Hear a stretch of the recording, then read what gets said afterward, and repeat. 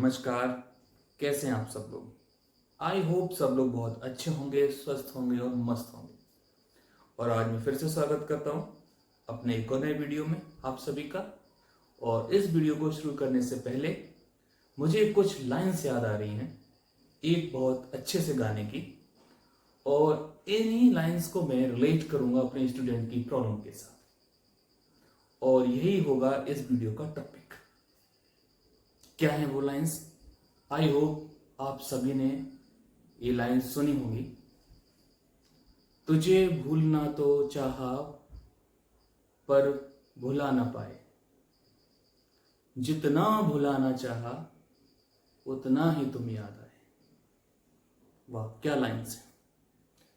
अगर यही सिस्टम हमारे स्टूडेंट्स का हमारे सिलेबस के साथ हो जाए और सभी के सभी स्टूडेंट को सिलेबस इतने अच्छे से याद हो जाए कि वो भी इसी तरह से फील करें, इसी तरह से एक्सपीरियंस करें कि तुझे जितना भुलाना चाहा उतना ही तुम याद आए, तो आई थिंक सब बच्चों की परफॉर्मेंस बहुत बेटर होगी, टाइम उनका बहुत ज़्यादा सेफ होगा और वो बहुत अच्छा रिस्पॉन्स क्रिएट करें। बट ऐसा होता नहीं है। होता क्या है? जस्ट इसका अपोजिट। क्यों क्यों करता है हमारा माइंड ऐसा हमारे साथ? हमारा एक ही माइंड एक जगह बहुत अच्छा परफॉर्म कर रहा है और एक जगह बहुत पुअर परफॉर्म कर रहा है। कुछ चीजों को महीनों सालों है ना तक माइंड के अंदर रखे हुए है और कुछ चीजों को बहुत जल्दी भूल जाता है। क्या है हमारे माइंड का मैकेनिज्म? कैसे शॉर्ट टर्म मेमोरी क्रिएट करता है, कैसे लॉन्ग टर्म मेमोरी क्रिएट करता है, देखते हैं इस वीडियो में किस तरह से हम इसको चेंज कर सकते हैं और अपनी स्टडी को बेटर कर सकते हैं। चलिए फिर स्टार्ट करते हैं long term and short term memory के बारे में। तो इसमें मैं अपना एक एक्सपीरियंस आप सभी लोगों के साथ शेयर करना चाहता हूं। तो एक बार क्या होता है, मेरी क्लास चल रही थी, बहुत सारे बच्चे उसमें बैठे हुए थे। तो मेरे माइंड में अचानक से एक थॉट आया कि चलो इनके अंदर की बात जानते हैं कि ये किस तरह से ये ब्रेन अपना यूज करते हैं, क्या ब्रेन के बारे में इनको कुछ पता है या नहीं पता है। तो मैंने ऐसे ही रैंडमली बच्चों से क्वेश्चन पूछा। तो एक बच्चा बहुत अच्छा सा था, वो बहुत ज्यादा क्लास में सिंसियर भी रहता था और पढ़ाई करने की बहुत ज्यादा कोशिश करता था, बट वो बच्चा उतना अच्छा परफॉर्म नहीं कर पा रहा था। तो मैंने उसी बच्चे को पॉइंट आउट किया और मैंने उससे पूछा, बेटा खड़े हो जाओ। वो बच्चा आराम से खड़ा हो गया। मैंने पूछा, बताओ तुम्हारी फेवरेट मूवी कौन सी है, कौन सी तुम्हें सबसे ज्यादा अच्छी मूवी लगी और जो तुमने देखी है। तो नॉर्मली स्टूडेंट्स की लाइफ में जो मूवी अच्छी होती है, मोस्टली मैंने ऑब्जर्व किया है, वो 3 इडियट के बारे में बच्चे अच्छी बात करते हैं। ठीक है, बच्चे ने आंसर किया, सर मेरी फेवरेट मूवी 3 इडियट। मैंने बोला ओके। सेकंड क्वेश्चन मेरा, कब ये मूवी आपने देखी बेटा? उसने बोला सर अप्रोक्सीमेटली 2.5 years ago। 2-2.5 साल पहले उसने मूवी देखी। तो उस मूवी से रिलेटेड मैंने कुछ उस बच्चे से पूछा। आप यकीन मानिए, उस बच्चे ने सभी के सभी चीजों के प्रॉपर आंसर दिए मुझे। और फिर मैंने उससे पूछा, बेटा अगर ये मूवी आपको दिखाऊं तो आप इस मूवी की जो स्टोरी आने वाली है उसके बारे में पहले से बता पाओगे? बोला आराम से सर, मैं तो आपको बिना देखी पूरी स्टोरी यहां पर बता दूंगा। फिर सेम टाइम मैंने उसी बच्चे से 2 या 3 दिन पुराना जो सिलेबस मैंने उसको पढ़ाया वो भी मैंने उससे पूछा, पर उस स्टूडेंट के उसके आंसर प्रॉपरली नहीं आए। तो मैं बड़ा सरप्राइज हो गया। फिर मैंने उस बच्चे से जानने की कोशिश की, बेटा एक बात बताओ, क्या तुमने कभी ये बैठ के सोचा है कि ऐसा क्यों हुआ? कि सर मुझे तो नहीं पता। क्या नहीं पता? मैंने बोला क्या नहीं पता? कि आप जो पूछ रहे हो वो मुझे नहीं पता। मैंने कि मैं ये पूछ रहा हूं कि एक मूवी जो आपने 2 ढाई 3 साल पहले देखी है, उसका पूरा कंटेंट आपके माइंड में है। मैं उसमें से रैंडमली कोई भी क्वेश्चन पूछ रहा हूं, आप उसका आंसर कर रहे हो, और जो सिलेबस मैंने आपको 2 3 दिन पहले पढ़ाया है उसमें से आपके आंसर प्रॉपर नहीं आ रहे। बच्चा भी खुश शॉक्ड हो गया, हाँ सर ये तो ठीक है। तो इस क्लास के सारे बच्चे इस बात पे सोचने लगे कि ये हो क्या रहा है, हम भी वही हैं, हमारा माइंड भी वही है, पर एक जगह माइंड इतना अच्छा परफॉर्म कर रहा है कि इतनी पुरानी बात उसको याद आ रही है, और एक तरफ जो हमारे लिए सबसे ज्यादा जरूरी है, हमारा सिलेबस, वो हमें याद नहीं हो रहा। सारे बच्चे शॉक्ड, क्या करें सर, ये कैसे होता है? यही है हमारे माइंड का गेम। यही है वो जो हमारा माइंड हमारे साथ करता है ऑटोमेटिक। और यही हमें समझना है कि क्या मैकेनिज्म है ऐसा जिससे कि हमारा ब्रेन किसी इंफॉर्मेशन को लॉन्ग टर्म तक उसे स्टोर कर लेता है, और किसी इंफॉर्मेशन को वो शॉर्ट टर्म के लिए स्टोर करता है, और वो भी कुछ दिनों बाद वो चली जाती है। और इसी प्रॉब्लम को हमारे स्टूडेंट्स फेस करते हैं लाइफ में। बहुत बुरा हाल देखा है मैंने स्टूडेंट्स का। बच्चे सिलेबस के साथ एक जंग की तरह क्या करते हैं, लड़ाई लड़ रहे होते हैं। ऐसा लगता है कि सिलेबस है, ये पढ़ाई है, या उनके लिए कोई जंग का मैदान है। एक फर्स्ट प्रेशर उनके ऊपर रहता है, सिलेबस फिनिश करना है, सिलेबस फिनिश कर लिया। सेकंड टाइम सिलेबस फिनिश कर लिया, फिर वो उसी को रिवीजन रिवीजन रिवीजन रिवीजन, और अल्टीमेटली इतना रिवीजन करते हैं कि मैंने कई बार देखा है कि एग्जाम सेंटर से 15-20 मिनट पहले एग्जाम सेंटर के गेट पर भी बच्चे बुक्स और कॉपीज को खोले रहते हैं, उससे एंड टाइम पे रिवाइज करते रहते हैं। इतना ज्यादा उनके माइंड पे इस चीज का प्रेशर रहता है कि मैं किसी तरह से इस सिलेबस को माइंड में स्टोर करके एग्जाम तक लेके जाऊं, जहां मैं उसे आराम से लिख सकूं। इतनी बार अपने माइंड के ऊपर एक चीज को वो प्रेशराइज करते हैं, उसको स्टोर करने के लिए।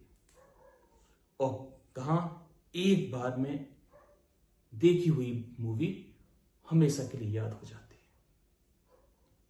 अगर यही सिस्टम, यही मैकेनिज्म, मूवी वाली मैकेनिज्म अगर वो अपनी पढ़ाई में लगा देते हैं, तो आई थिंक पढ़ाई भी उनके लिए बहुत आसान हो जाएगी, बहुत टाइम उनका सेफ हो जाएगा। पर कैसे? प्रॉब्लम क्या है? क्यों नहीं ऐसा होता? अगर होता भी है तो कैसे होता है? तो उसी को लेके हम लोग डिस्कस करेंगे कि what is the mechanism of the mind to create the long term memory. देखते हैं क्या है ये मैकेनिज्म। चलिए फिर स्टार्ट करते हैं और समझते हैं कि ब्रेन का किस तरह से मैकेनिज्म होता है लॉन्ग टर्म मेमोरी को क्रिएट करने के लिए। तो जैसे आप देख रहे हैं पीछे मैंने कुछ बना के रखा हुआ है, तो पहले मैं आपको इसको समझा देता हूं है क्या सब कुछ। ये एक ह्यूमन ब्रेन है, और हम सब जानते हैं कि ब्रेन को हम लोग यूटिलाइज करते हैं मेमोरी के लिए, और एक ही सिस्टमैटिक स्टेप्स की एक चेन है।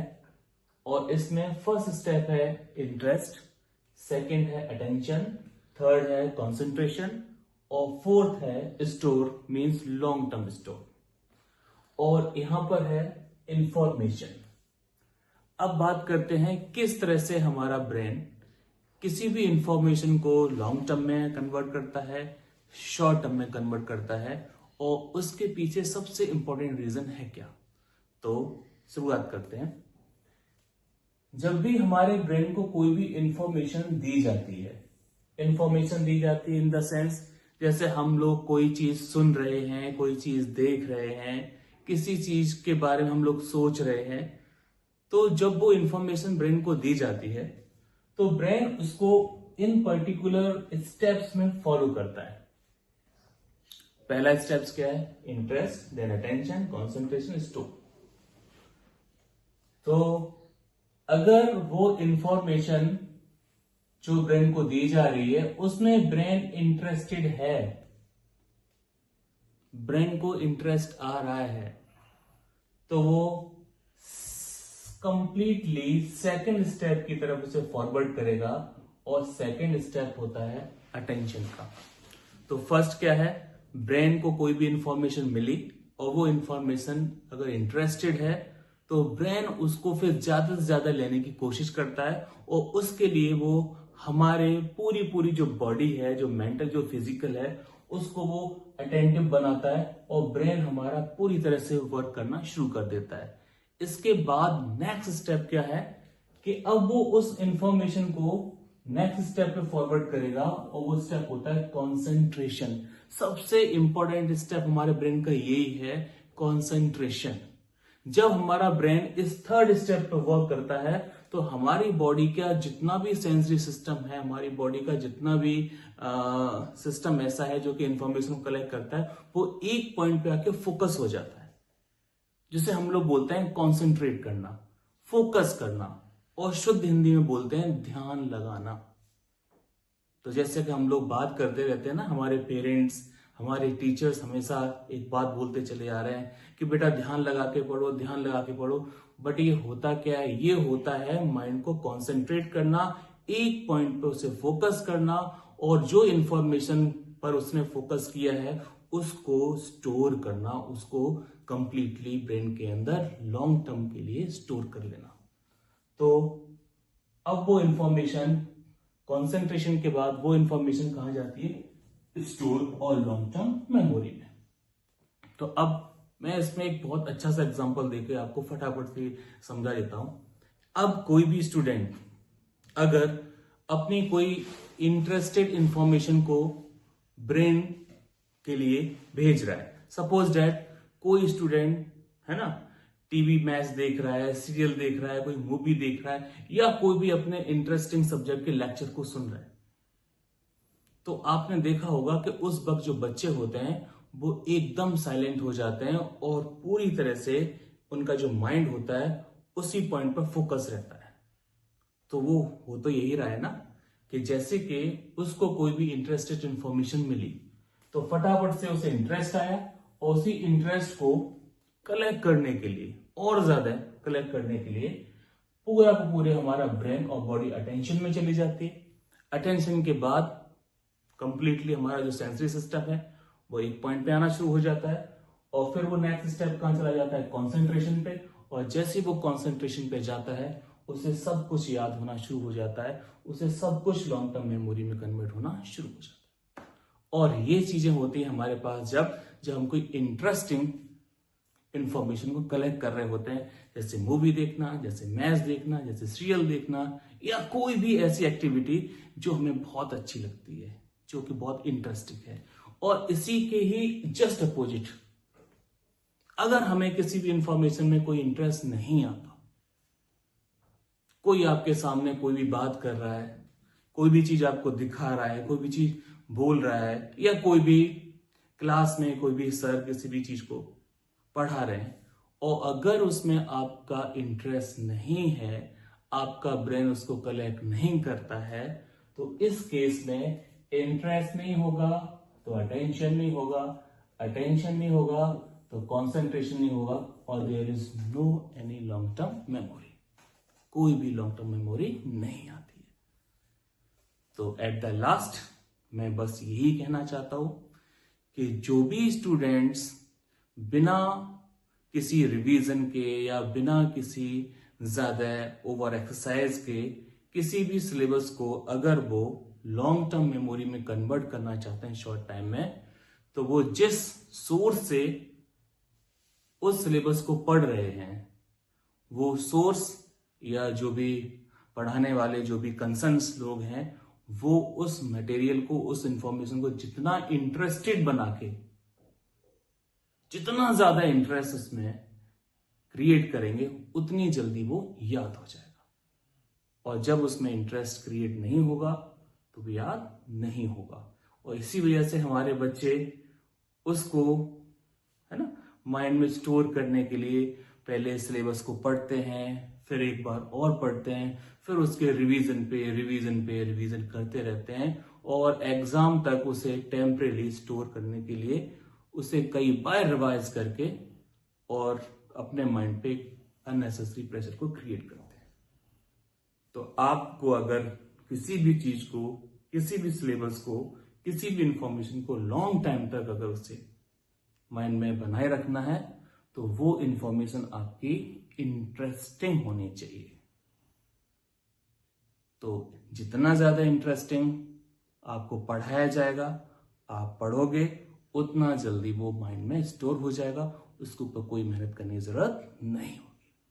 आई होप कि आप मेरी बात को समझ रहे होंगे।